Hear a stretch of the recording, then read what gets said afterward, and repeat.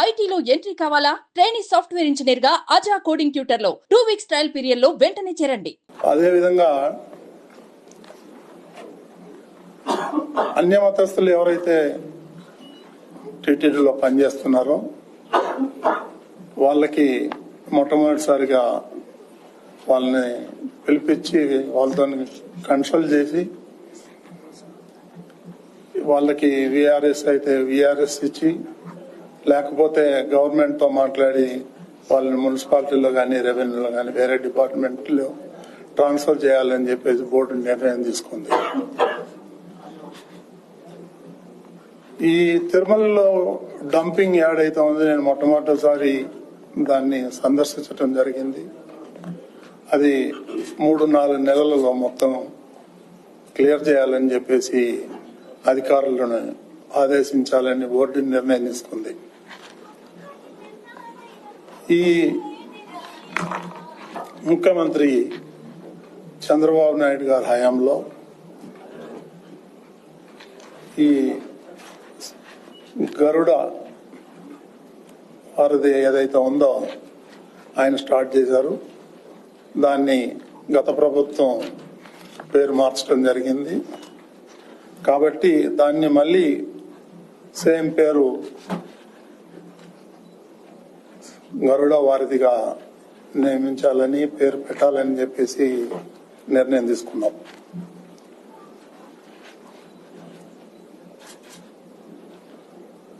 ఈ అలిపిరిలో ఏదైతే 20 ఎకరాలు భూమిలో టూరిజం వాళ్ళకి అలాట్ చేయడం జరిగింది అటవీ శాఖ, అక్కడ గతంలో చంద్రబాబు నాయుడు దేవలోకం అనే ఒక ప్రాజెక్టుని ప్రారంభించాలని ఒక మంచి ఆలోచనతోని వారు ప్రారంభిస్తే దాన్ని ఇప్పుడు కొన్ని చేతులు మారి ముంతాజ్ అనే హోటల్ 5 స్టార్ హోటల్ కన్స్ట్రక్షన్ కోసం ప్రయత్నాలు జరిగినాయి. దాన్ని బట్టి నేను నిర్ణయం తీసుకోవడం జరుగుతుంది. అదేవిధంగా ఈ ప్రైవేట్ బ్యాంకుల్లో ఏదైతే డిపాజిట్లు కొన్ని ఉన్నాయో దాన్ని మన ఆడిటర్స్ వాళ్ళతో సంప్రదించి దాన్ని గవర్నమెంట్ బ్యాంకుల్లో వేయాలని చెప్పేసి కూడా నిర్ణయం తీసుకోవటం జరిగింది. ఈ నిత్య అన్నదానం ఏదైతే జరుగుతూ ఉందో దాంట్లో ఇంకా క్వాలిటీ మెరుగుపరిచి ఇంకా ఒక ఐటమ్ని చేర్చాలి భక్తుల కోసం అని చెప్పేసి కూడా నిర్ణయం జరిగింది.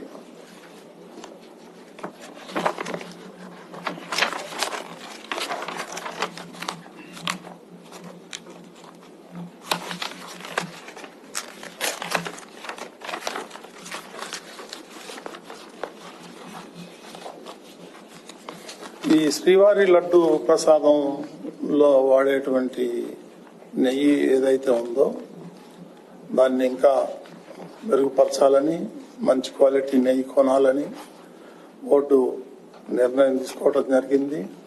దానికి ఒక నిపుణుల కమిటీని ఏర్పాటు చేయాలని కూడా నిర్ణయం తీసుకున్నాం. కొన్ని ఈ అడ్మినిస్ట్రేటివ్ పరమైనటువంటి కొన్ని ఉన్నాయి. ఈ టిటిడిలో పనిచేసినటువంటి ఎంప్లాయీస్ ఎవరైతే ఉన్నారో వాళ్ళకి ఈ బోనస్ ఇవ్వాలని చెప్పేసి అనుకున్నాం. 10%. అది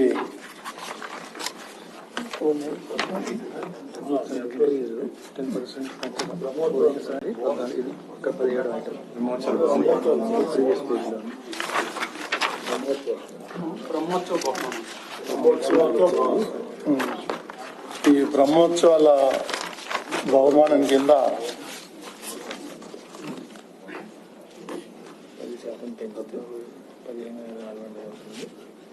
ఇదివరకు 14,000 ఉన్నది 15,400 ఇవ్వాలని నిర్ణయం తీసుకున్నాం.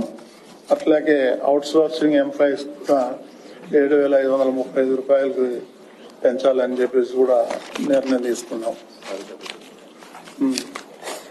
ఇప్పుడు శారదా పీఠం ఏదైతే మనం ల్యాండ్ అలాట్ చేసామో వాళ్ళు 100% ఏదైతే కండిషన్స్ ఉన్నాయో అవన్నీ కూడా వైలేట్ చేయడం జరిగింది. దాని మీద నిపుణుల కమిటీ వేస్తే ఆ కమిటీ కూడా ఒక రిపోర్ట్ ఇచ్చింది. దాని మీద 100% వాళ్ళు వైలేట్ చేశారు. కాబట్టి దాన్ని పూర్తిగా రద్దు చేసి మళ్ళీ తిరుమలకి హ్యాండ్ ఓవర్ చేసుకునే విధంగా బోర్డు తీర్మానం చేయడం జరిగింది.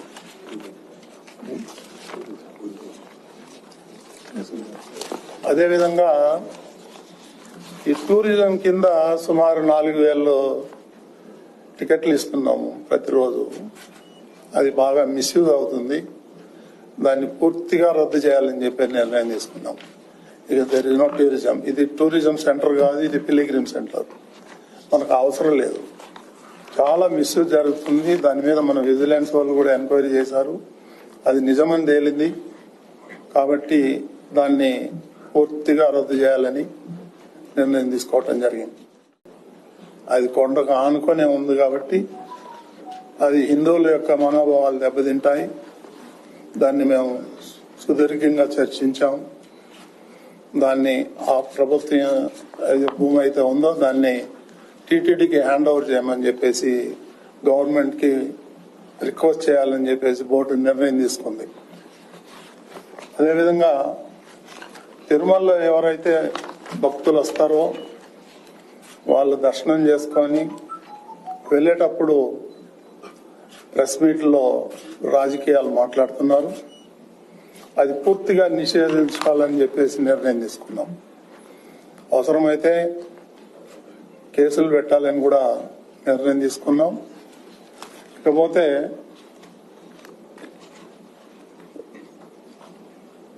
ఈ స్థానికులు అయితే ఎవరైతే తిరుపతిలో నివాసం ఉంటున్నారో వాళ్ళకి గతంలో నెలకు ఒకసారి ఫస్ట్ ట్యూస్డే వాళ్ళకి దర్శనం కల్పించేవారు. ఈ మధ్యన దాన్ని రద్దు చేశారు. దాన్ని తిరిగి పునరుద్ధరించాలని చెప్పేసి నిర్ణయం తీసుకున్నాం. నెలలో మొదటి మంగళవారం వాళ్ళకి ఈ దర్శన భాగ్యం కల్పించాలని నిర్ణయం తీసుకున్నాం. అదేవిధంగా శ్రీవాణి ట్రస్ట్ ఏదైతే ఉందో